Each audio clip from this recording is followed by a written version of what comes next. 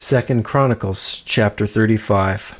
Moreover, Josiah kept a Passover unto the Lord in Jerusalem, and they killed the Passover on the 14th day of the first month.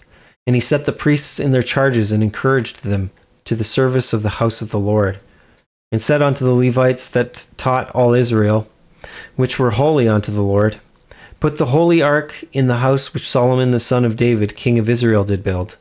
It shall not be a burden upon your shoulders. Serve now the Lord your God and his people, Israel.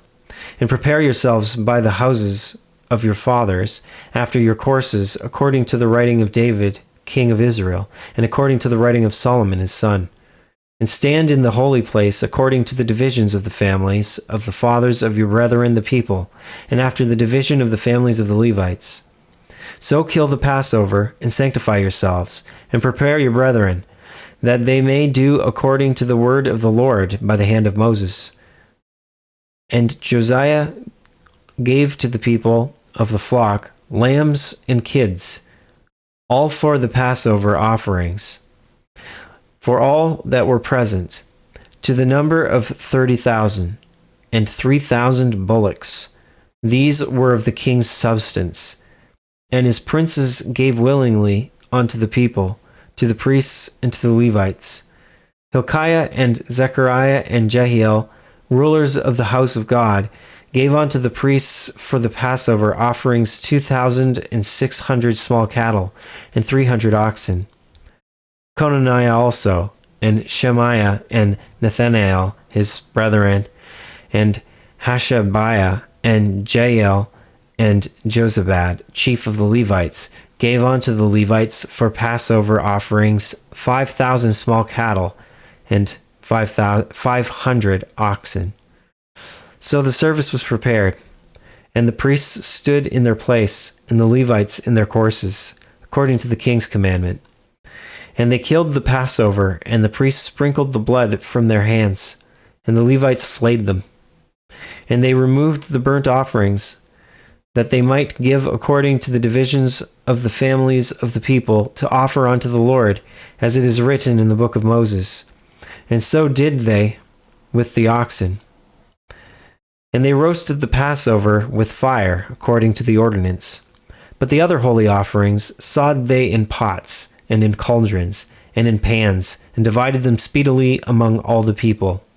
And afterward they made ready for themselves and for the priests, because the priests, the sons of Aaron, were busied in offering of burnt offerings and the fat until night.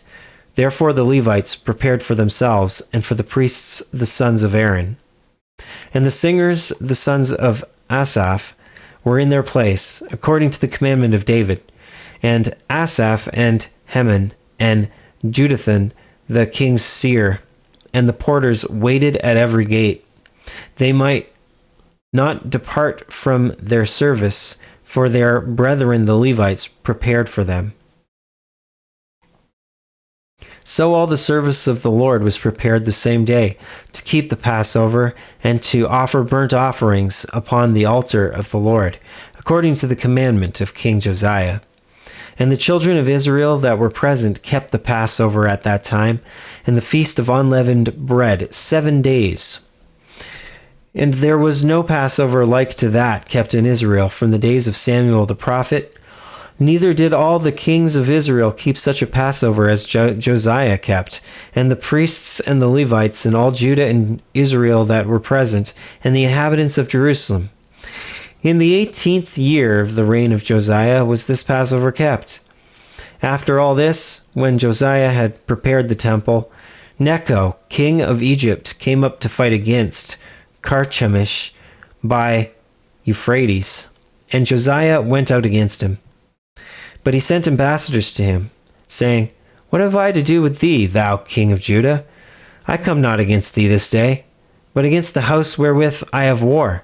For God commanded me to make haste. Forbear thee from meddling with God, who is with me, that he destroy thee not.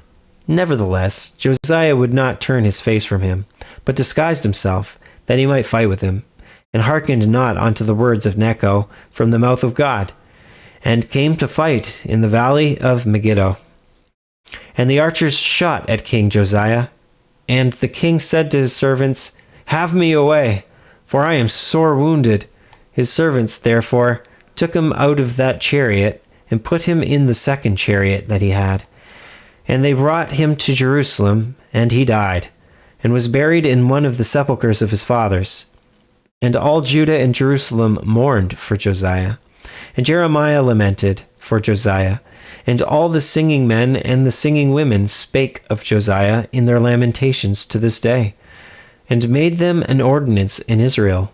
And behold, they are written in the lamentations. Now the rest of the acts of Josiah, and his goodness, according to that which was written in the law of the Lord, and his deeds first and last, behold, they are written in the book of the kings of Israel and Judah.